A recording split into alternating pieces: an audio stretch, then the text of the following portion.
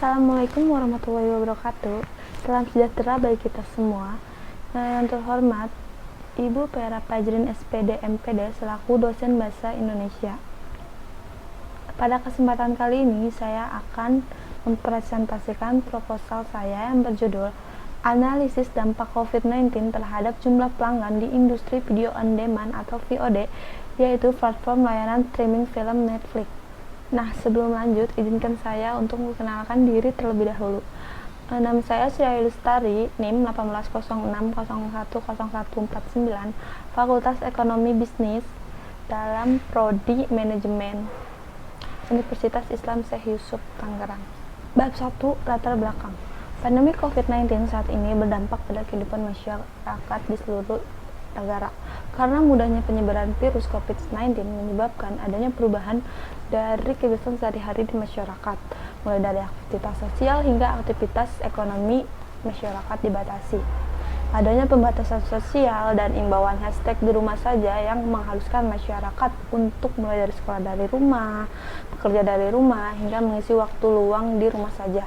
Pada akhir Maret lalu, McKinsey dan Company melakukan survei alokasi tentang waktu masyarakat selama pandemi yang menyebutkan bahwa responden yang membayar lebih banyak untuk hiburan dalam rumah selama pandemi sebanyak 45% responden. Di sisi lain, ada sebanyak 85% responden yang mengurangi pengeluarannya untuk hiburan di luar rumah.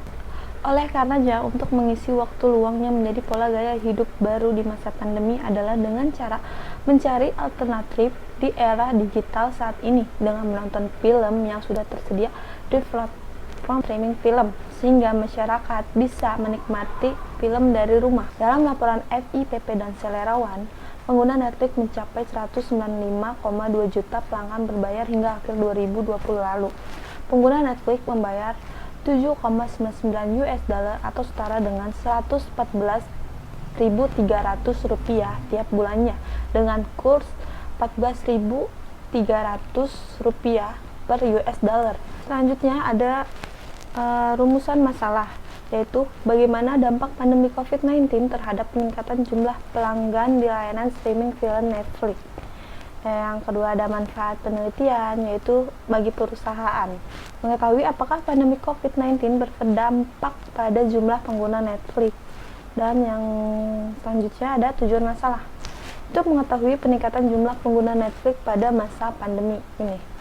Selanjutnya ada bab 2, yaitu kajian pustaka. Pertama ada COVID-19, yaitu coronavirus adalah sekelompok virus yang dapat menyebabkan penyakit pada manusia. Beberapa jenis coronavirus menyebabkan infeksi saluran pernapasan pada manusia, mulai dari batuk dan pilek hingga infeksi yang lebih serius seperti Middle East Respiratory Syndrome atau MERS dan Severe Acute Respiratory Syndrome atau SARS. Pada 11 Februari 2020, WHO mengumumkan bahwa nama coronavirus adalah coronavirus disease 2019, disingkat COVID-19. Selanjutnya ada video on demand. Menurut Marfaung 2013, video on demand adalah salah satu dari jenis video streaming.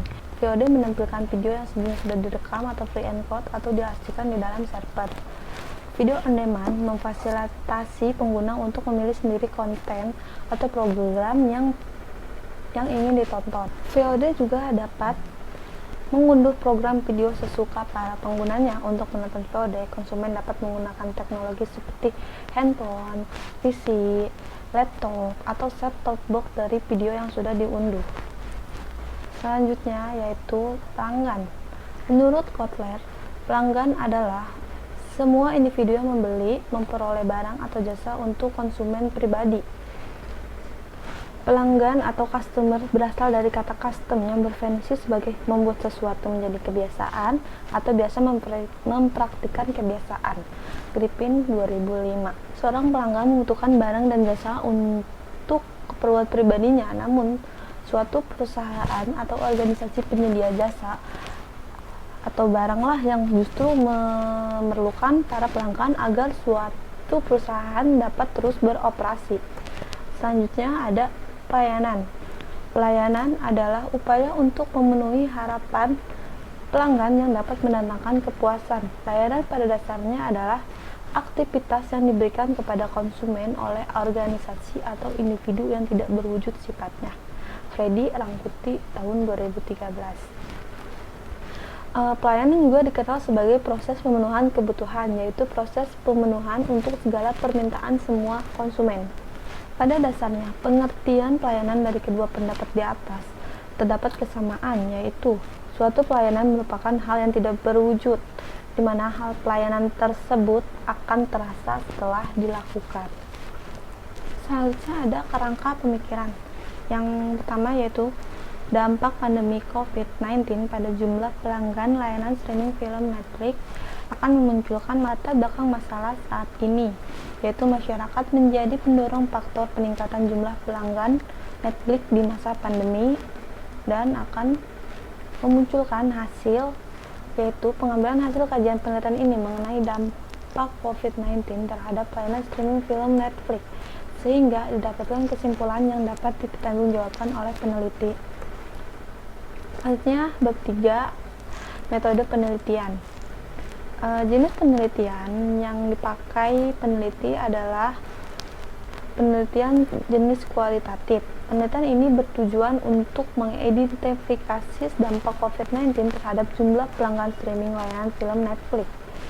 Selanjutnya ada populasi. Dalam penelitian ini, populasi yang digunakan peneliti adalah mahasiswa atau mahasiswi yang menggunakan layanan video on demand atau VOD di masa pandemi COVID-19 ini. Sampelnya yaitu sampel yang digunakan dalam penelitian ini adalah mahasiswa atau mahasiswi yang pernah atau sedang menggunakan layanan VOD atau video on demand. Besarnya sampel berjumlah 120 responden. Selanjutnya ada objek penelitian. Objek penelitian di sini yaitu adalah Netflix.